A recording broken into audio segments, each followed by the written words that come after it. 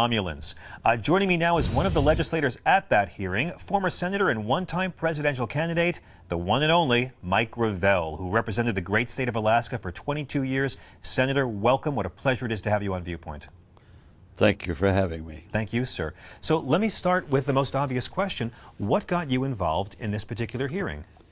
Well, I was approached, first off, I'm like any other citizen who's well-read. I followed the UFO, the ET issues casually. But I was approached 2 weeks ago if I would be part of this hearing. And I sort of blew it off because I didn't really understand what the hearing was about, and I had other plans.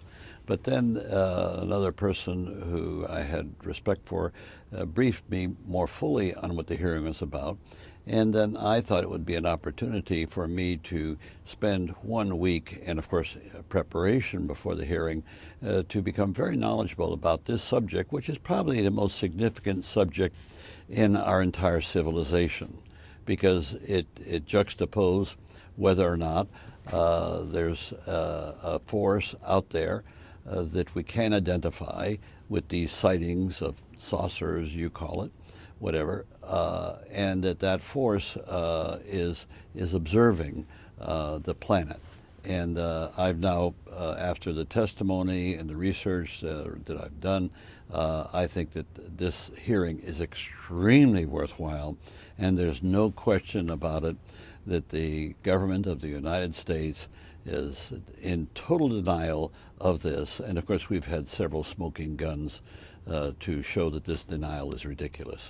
Well, you're not the only one who thinks that, sir, and of course I appreciate any Americans who go about investigating this. I think it is a significant issue that too often the media cynically writes off as just a joke. I'm wondering, is this common to have independent citizen groups invite former legislators to come and do a congressional-style hearing? And did your experience, sir, in the Senate serve you well in preparation for this? Well, certainly my experience in the Senate did serve me well, and of course the other 5 members of the House certainly add to it. So we all have, in fact, I think the number is, it's about 80 years of legislative experience on our side of the table. But we're all retired from public office, and yet we're obviously citizens interested in the public issues involved.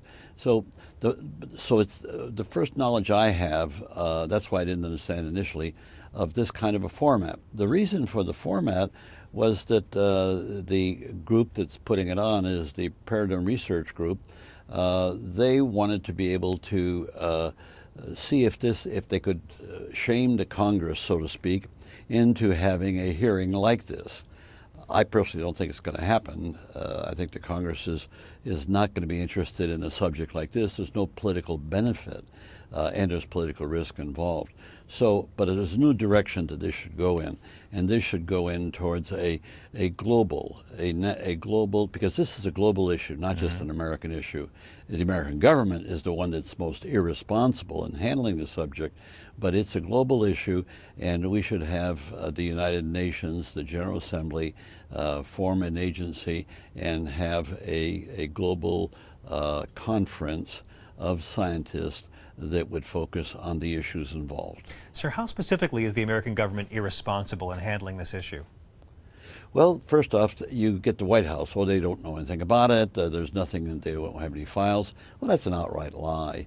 Whether it comes from who in the White House or the president. And of course what happens is all the way down the chain of command, they keep the cover-up. Now the cover-up started with what happened in Roswell, where a spacecraft, flying saucer, what have you, crashed, and apparently there were 4 humanoids or whatever that died or perished in that event.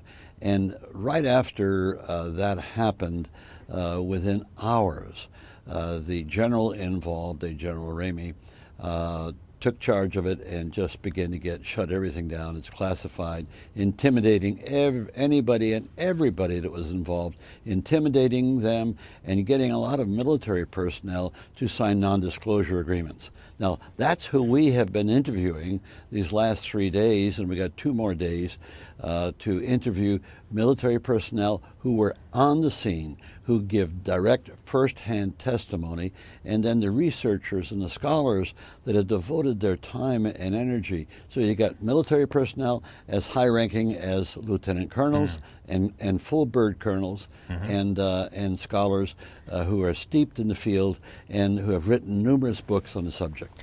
Well, Senator, I do appreciate you and your fellow legislators using your celebrity and renown to draw attention to this issue to pressure Congress to at least start talking about it. But I have to ask, are some of the other former Congress members just picking up a paycheck for this thing, or do you think they're genuinely concerned?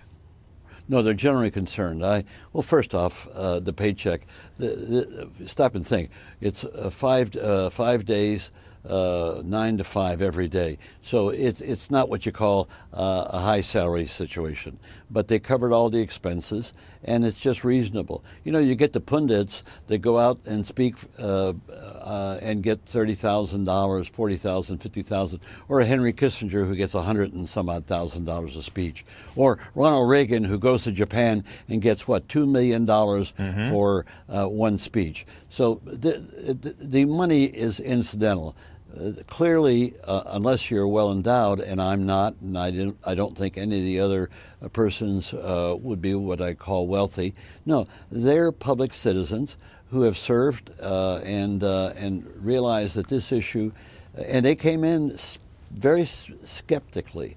There was nobody who was overwhelmingly convinced that this was a legitimate issue, and fearful of the issue, because, as you know, mainstream media by and large tries to marginalize people. Yes, they do. And call them a little kooky. And Indeed, well, they I was do. interviewed right off the beginning, and a person said, "Well, Senator, tell us about the little green men." Well, I don't know any little green men, and it was demeaning, and I was able to bring the person around, because what's at issue here is something we don't know, and that the government would cover it up. Now, we know why the government's covering it up, because we have several smoking guns.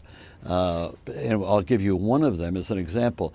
With the missile silos in Montana, the Dakotas, and one other state, Wyoming, whenever there was one of these call them flying saucers, for lack of a better word, hovering above the silo, the missiles were unlaunchable. Yes, we mentioned that in our introduction to the segment. And well, I'll tell you right off the bat, the military would go bonkers over that, because what it shows is that after spending $1 trillion on this unbelievable defense system, when push comes to shove, it doesn't work. So obviously, they want to keep that secret. But the nature of the military in this country, and the nature of those in power, the leaders, is that they have a perception totally towards secrecy and to keep things covered up. And that's very sad, because if we're to be an operating democracy, the people have to know what's going on. And since this thing is of civilized, planetary import, the people of the world should know what's going on. Most countries have been much more revealing on this subject, but the United States is the dark hole in this regard. Well, sir, I'm sorry we're out of time for this, but it's a pleasure to have you talking about it, an issue many Americans care about. Former Senator Mike Gravel, thank you for talking to us. And I want to tell you what a pleasure it was watching you debate for president back in 2008.